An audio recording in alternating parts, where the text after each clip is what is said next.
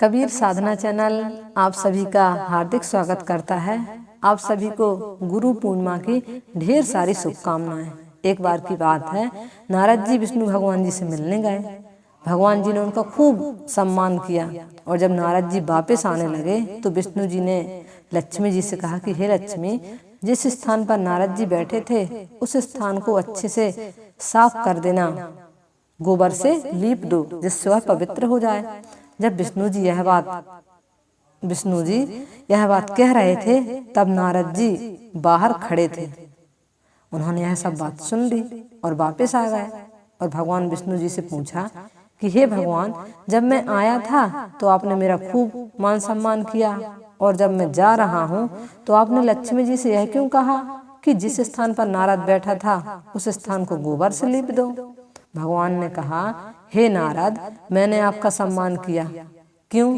क्योंकि आप देव ऋषि हैं और मैंने देवी लक्ष्मी जी से ऐसा इसलिए कहा क्योंकि आपका कोई गुरु नहीं है, आप नुगरे हैं। जिस स्थान पर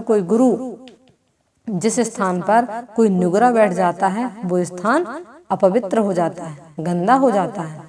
यह सुनकर नारद जी ने कहा कि भगवान, आपकी बात तो बिल्कुल सत्य है, लेकिन यह बताइए कि मैं गुरु किसे बनाऊं। तब नारायण बोले, हे नारद, धरती पर चले जाओ और जो व्यक्ति सबसे पहले मिले उसे अपना गुरु मान लो।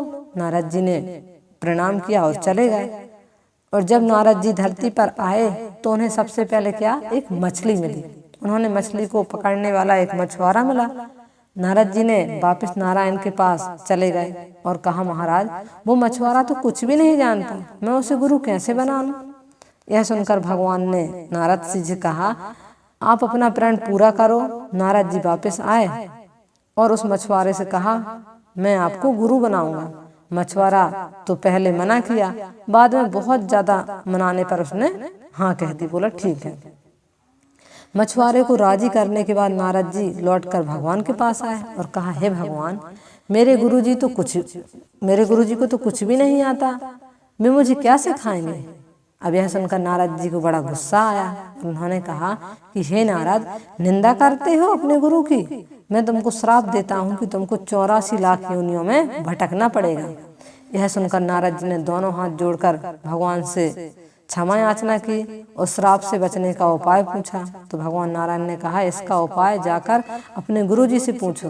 नारद जी ने सारी बात जाकर अपने गुरुदेव जी को बताई। गुरुदेव जी ने कहा, ऐसा करना, भगवान से कहना कि 84 लाख योनियों की तस्वीरें धरती पर बना दे, फिर उस पर लेटकर गोल घूम लेना और विष्णु जी से कहना, 84 लाख योनियों में घूम आया हूँ, मुझे क्षमा कर दीजिए, आगे से गुरु की निंदा नहीं करूंगा। नारद जी ने विष्णु जी के पास जाकर ऐसा ही किया। उनसे कहा कि 84 लाख योनियां धरती पर बना दो और फिर उन पर मैं लेट कर घूम लूंगा। तब नारायण जी से प्रार्थना करता है कि आप मुझे क्षमा कर दीजिए, आगे से मैं कभी निंदा नहीं करूंगा अपने गुरु की। यह सुनकर भगवान विष्णु जी ने कहा कि जिस गुरु की तुम निंदा कर रहे थे उसी ने मेरे श्राप से तुमको बचा लिया ना। देखा, गुरु की महिमा अपरंपार है। क्यों कहा भी है, गुरु गूंगे गुरु बाबरे, गुरु के रहिए दास, गुरु जो भेजे नरक को, स्वर्ग के रहिए आस। गुरु चाहे आपका गूंगा हो, चाहे बाबरा मतलब पागल हो, गुरु के प्रति हमेशा श्रद्धा बना के रखना चाहिए। गुरु यदि नरक को भी भेजें तब भी शिष्य को यह इच्छा रखनी चाहिए, यह विश्वास रखना चाहिए कि मुझे स्वर्ग मिलेगा, अर्थात इसमें मेरा ही कल्याण है। यदि शिष्य को गुरु पर विश्वास हो जाता है तो उसका कभी बुरा हो ही नहीं सकता है। तो हम सभी को चाहिए कि यदि हमने अपने जीवन में गुरु नहीं बनाया है तो हम गुरु बनाएं, क्योंकि कहा भी है, जिसके जीवन में गुरु नहीं उसका जीवन शुरू नहीं।